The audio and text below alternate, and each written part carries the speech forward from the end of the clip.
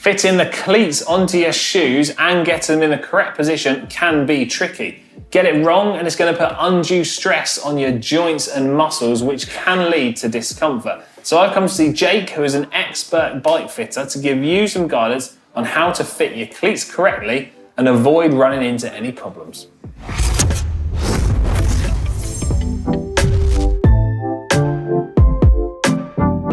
So Jake, welcome back to the channel. So today you are going to give us guidance on how people at home can get their cleats set up correctly and also run us through some common mistakes you see people making. Yeah, absolutely. So, I mean, a lot of the common mistakes I see with people when they put their cleats on and it's not really their fault, it's because there is no starting point. Yeah. You know, it's hard because you've got this bolt, the 3 bolts or 4 bolts, whatever it is, and it's like, right, put them on. Okay, where do you start? So commonly what I see is the angle is kind of wrong. So the foot is taking a position. So if, say, for example, your foot wants to be that angle, okay, naturally, through like natural anatomy, then the foot's like that, that's going to put a lot of stress through the ankle. So like heel out more. Exactly, okay. Yeah. I'm not saying that everyone wants to be heel in or everyone wants to be heel out, but if it's the opposite to how they should be, there's going to be a lot of stress through the knee, through the hips. It can then create a big imbalance on like numb hands, for example. It's quite important. Again, it's unknown, but the cleat could be in the wrong place back and forth. Okay, and it could put too much pressure around certain sort of key points through the foot, which we'll touch on shortly, which then can cause pain, discomfort, and different muscles to work in different ways, which then can cause like cramp and overuse and things like that. What about wear on the cleats? Yeah, all the time. Yeah. And it's easy done. I've done it. I've been there where I thought, I can't clip in anymore and I've worn the cleat down too much. The cleats are worn down too much. So it's always good to just keep on checking that the cleat is healthy. And if you're in doubt, you know, I don't want to assume, but for the smaller financial commitment a cleat is, it might be worth just backing on some new ones just to be safe. I'm assuming, you correct me if I'm wrong, even if you've got your cleats set up correctly, but the cleats are really worn out, it's going to allow your foot to go in a position it doesn't need to be in. Exactly, yeah. You can sort of give yourself a little bit more float through that pedal that you don't want. You can give yourself some rocking in your foot, which is definitely not needed and wanted. And you think about like a 3 mil movement times 10,000 times. Yeah. It's quite a lot. Okay, so another common mistake which we sometimes do and rely on is the markings on the sole of the shoe. I mean, they're there for some benefit effectively, but they are printed on, and there's always a variable with printing. So definitely don't rely on them too much. Try and use your own foot markings as the point of setting, really. So. Perfect. In terms of our cleats, they're pretty complicated to set up. But what are the actual physical adjustments that we can make? So there's forwards, backwards, left, right, that kind of thing. Yeah. That is pretty much the adjustments you can make. You've got that sort of like sideways movement, the angle you can adjust, that back and that up and down movement as well. And obviously with that is how do we actually achieve that position? And obviously unless you're going for a bike fit and you've got someone checking it out for you, how do you start and how do you pace that? So hopefully we can give some advice and see how it's best way to get started, really. So what's the key aspect in terms of trying to get your pedal into the right position on your foot? What are we trying to achieve there? So the key thing is we want to avoid any contact with the first metatarsal, which is like the ball of the foot. This bit? Yeah, that bit there, yeah. There's a little bone just around here, okay, which is floating around. It's held in place by ligaments and tendons, and it can give us quite a lot of pressure if we get too much sort of pedal action underneath it. Okay.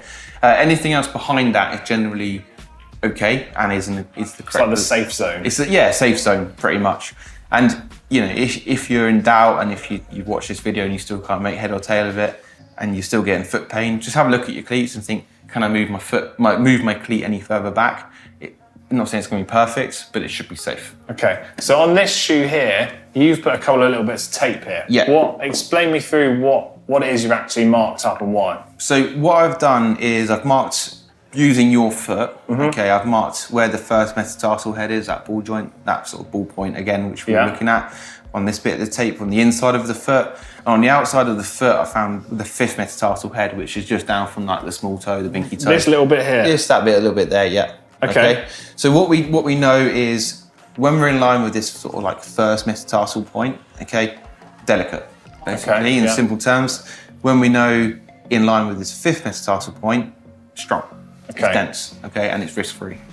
Okay. So that's where we're trying to get the pedal axle to be. Yeah, we want the pedal axle to be somewhere in and around that point. If we can get that, then we're in a good place. Okay, so in terms of, say somebody has already got their shoes and they've got their cleats set up there and in a good position with that, and they want to replace their cleats, is there any like tricks that they can do to keep their position?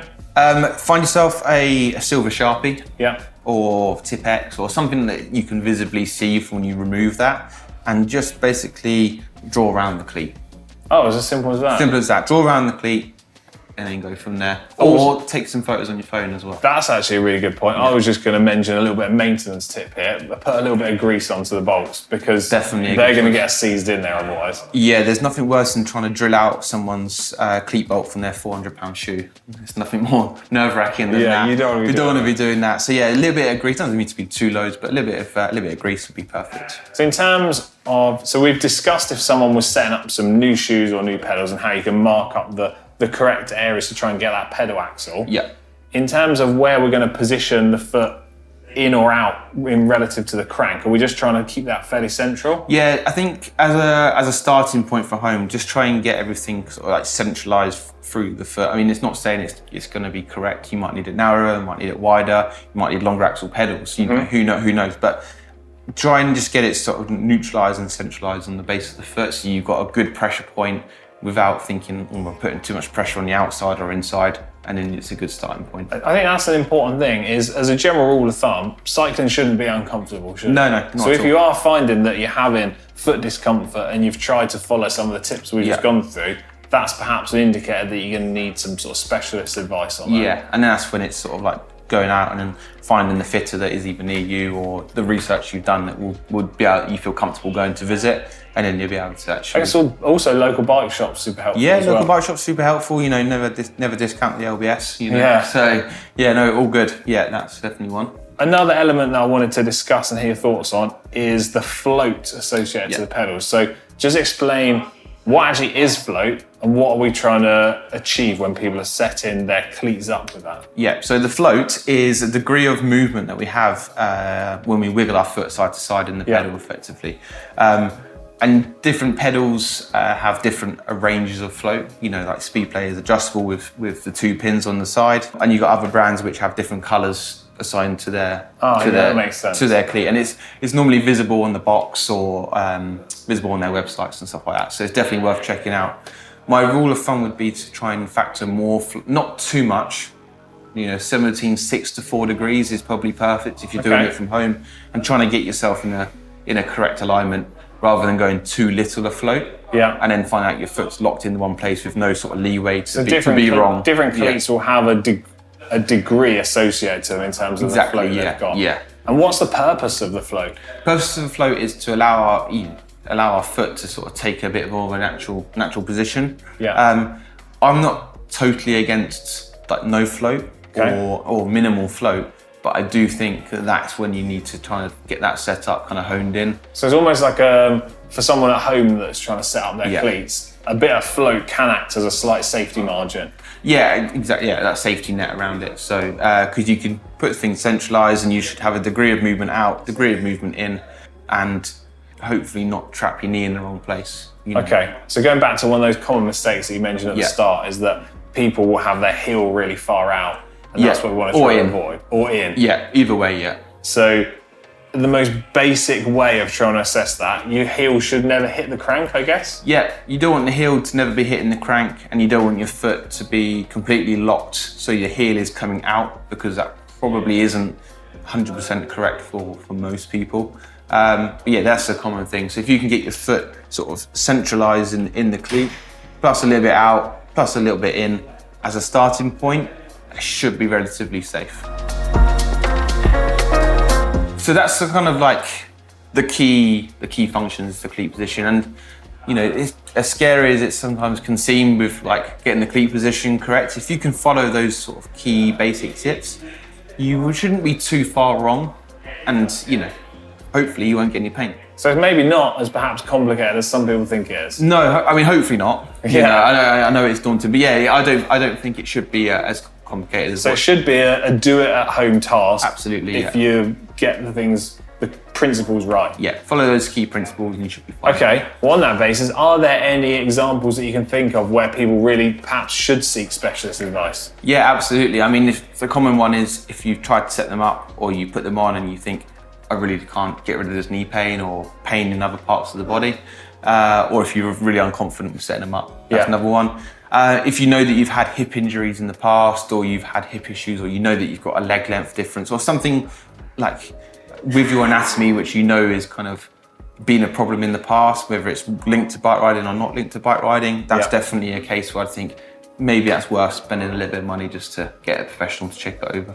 Okay, so hopefully that's cleared up some myths around setting up your cleats. Jake, thanks for your time. That's been really helpful. If everyone at home has enjoyed this video, give it a big thumbs up and don't forget to subscribe to GCN for all things bike related. And if you've got any questions, we'll get them in the comments section down below. Right, we're out of here. See you later. See ya.